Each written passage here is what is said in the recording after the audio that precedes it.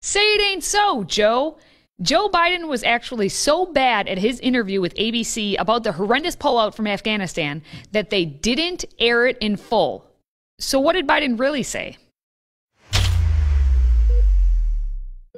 Just days after the Taliban took control of Kabul, the capital of Afghanistan, and President Joe Biden continued his time at sleepaway camp, Biden was forced to do an interview as a PR move since he made such a disaster with what's happening in Afghanistan.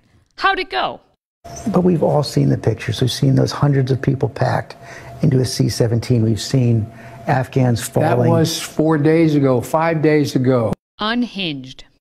Biden went on ABC Good Morning America with his bestie George Stephanopoulos to explain and defend his reasoning for leaving millions to be raped, beaten, and slaughtered by the Taliban.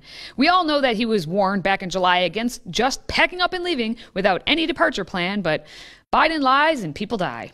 So no one told, your military advisors did not tell you, no, we should just keep 2,500 troops. It's been a stable situation for the last several years. We can do that. We can continue to do that. No, no one said that to me that I can recall. Which means they damn well may have, because what he can recall is not much of anything, even knowing that he is president, because he's not acting like one. Still a lot of pandemonium outside the airport. Well, there is, but look, but no one's being killed right now. God forgive me if I'm wrong about that, but no one's being killed right now. We got 1,000, somewhere 1,200 out yesterday, a couple thousand a day, and it's increasing. We're going to get those people out. That's Mr. Empathy, Grandpa Joe. He's no threat, just a sleepy old man who needs to be coached to answer properly by George Stephanopoulos. So Americans should understand that troops might have to be there beyond August 31st. No, Americans should understand that we're going to try to get it done before August 31st. But if we don't, the troops will stay. If we don't, we'll determine at the time who's left. And if there are American forces, if there's American citizens left, we're going to stay till we get them all out. And even George couldn't coach him enough. And ABC didn't air the entire interview with Biden because time constraints or whatever. But they made a vital mistake in releasing the transcript of the interview before it aired. So anyone with good sense compared the transcript to what actually was aired. And there are some doozies left out of the interview. I wonder why. The transcript I'm about to read is why this video needs to be shared, because the public needs to see what Biden is actually saying. Share the video and then tell me in the comments which exchange is the worst, because they're all bad. And note that what is written in red is what was left out of the televised interview. I think a lot of Americans and even a lot of veterans who served in Afghanistan agree with you on the big strategic picture. They believe we had to get out. But I wonder how you respond to an Army Special Forces officer, Javier McKay. He did 7 tours. He was shot twice. He agrees with you. He says, we have to cut our losses in Afghanistan. But he adds, I just wish we could have left with honor.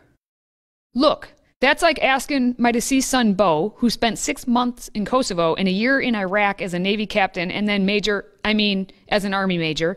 And, you know, I'm sure he had regrets coming out of out of Iraq. He had regrets to how's it going? But the idea, what's the alternative? The alternative is why we are staying in Afghanistan. Why are we there? Don't you think that you know who's most disappointed in us getting out? Russia and China. They'd love us to continue to have to. Russia, China. He just said that Russia and China are disappointed in us getting out of Afghanistan. Since that interview, China especially has gotten into a nightie and jumped right in bed with the Taliban, because why wouldn't a communist regime want to take over an area that has vital resources that could be used against the people of that communist regime? Makes no sense to me. The next exchange came right after Biden claimed that he didn't think the exit from Afghanistan could have been handled in any other way, and that chaos would ensue. So for you, that was always priced into the decision.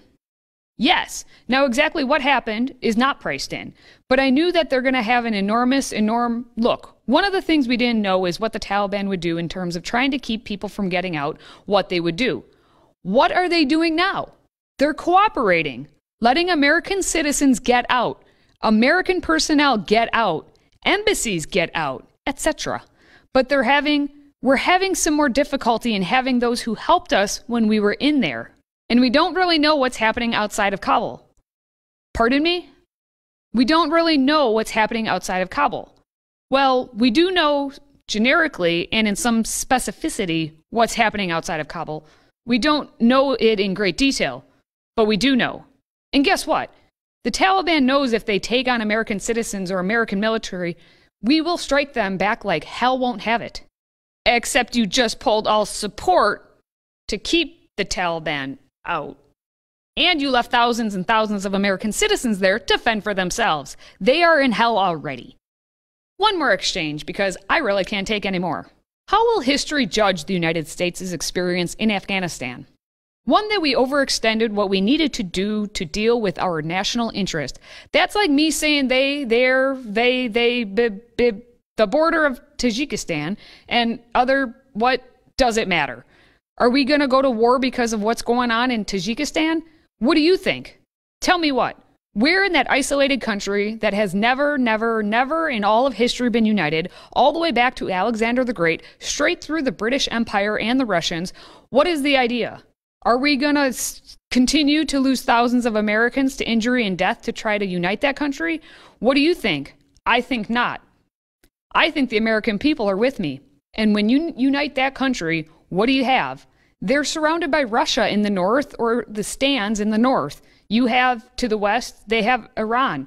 To the south, they have Pakistan, who's supporting them. And actually the east, they have Pakistan and China. Tell me, is that worth our national interest to continue to spend another $1 trillion and lose thousands more American lives? For what? For what? So instead of using your brain and strategically paring down, just up and run. Nothing says cowardice like Joe Biden being Joe Biden. There's much more to be said, but we'll save that for another video. In the meantime, share this video to expose the truth. Until next time, stay healthy, America.